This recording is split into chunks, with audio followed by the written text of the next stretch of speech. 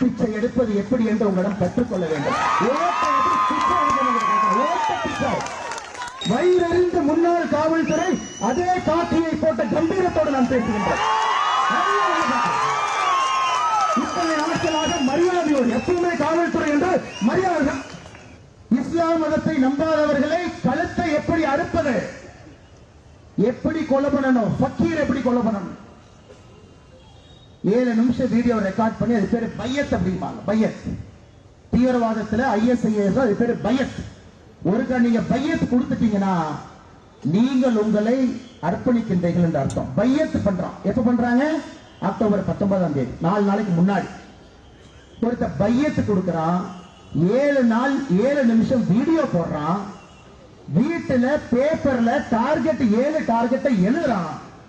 முதல் டார்கெட் ஆபரேஷனை காலையில 10:30 மணிக்கு பண்றதுக்காக 3 மணிக்கு வண்டி எடுத்துட்டு வர்றான்.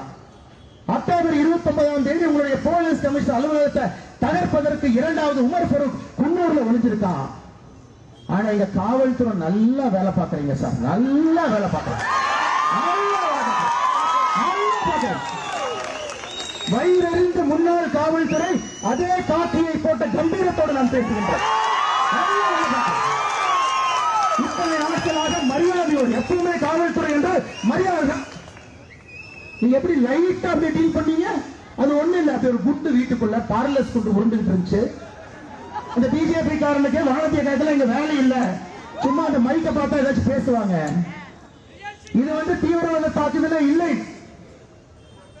இன்னைக்கு வரைக்கும் இந்த கேஸ்ல தேசிய புலனாய்வு ஆணையம் 18 பேர்த்த கைது பண்ணிருக்காங்க. 18 பேர், ஒருத்தர் 2 பேர் இல்லைங்க, 4 சார்ஜ் ஷீட் போட்டிருக்காங்க.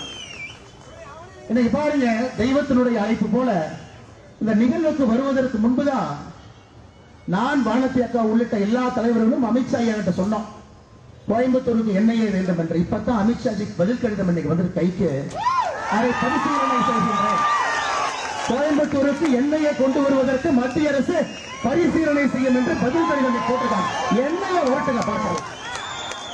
வேலை இல்லாம இங்க எல்லா இந்து இயக்கங்கள் தலைவர்கள் எல்லாம் மேடையில வந்து உட்கார்ந்து மாசத்துக்கு ஒரு போராட்டம், போராட்டத்துக்கு கைது.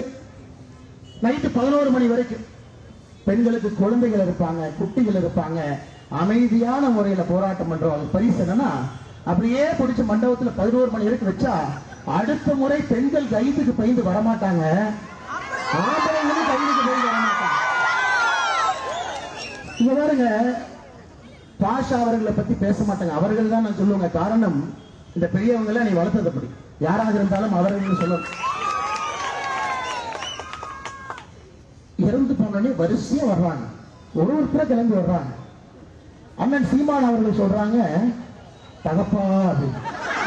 தகப்பா அண்ணன் சீமான் அவர்களே பிப்ரவரி 14, 1998 உங்களுக்கு தெரியாது, பாஷா மைசூர்ல போய் வெடிமருந்தை வாங்கிட்டு வர்றாரு. மைசூர், கோயம்புத்தூர்ல வெடிச்சது, மைசூர்ல இருந்து வந்தது. 50 பேர் சாகுறாங்க. 250க்கு மேற்பட்டவர்களுக்கு படுகாயம். 50 பேர்ல அப்பா இல்லாத பிறந்தாங்களா? 50 பேருக்கு அப்பா இல்ல இல்லைங்களா? 50 பேருக்கு அப்பா இல்ல, இவருக்கு மட்டும்தான் அப்பா. அந்த 250 பேர் யாரு படுகாயம் அடைந்து, கண் இல்ல, காது இல்ல, கால் இல்ல, வாய் இல்ல, பேச முடியாது. இன்னும் ஸ்பைனல்ல அந்த பார்லஸ் அந்த இது இருக்கு, ஷார்ட்னல் சொல்லுவாங்க. அவங்களுக்கெல்லாம் ஆணி, அவங்களுக்கெல்லாம் ஸ்பைனல் கார்டு இல்ல, தண்டுவடத்துல. பாஷா அவங்க உங்களுக்கு அப்பா. ஓட்டு பிச்சை எடுப்பது எப்படி என்று உங்களிடம் கற்றுக்கொள்ள வேண்டும். ஓட்டு பிச்சை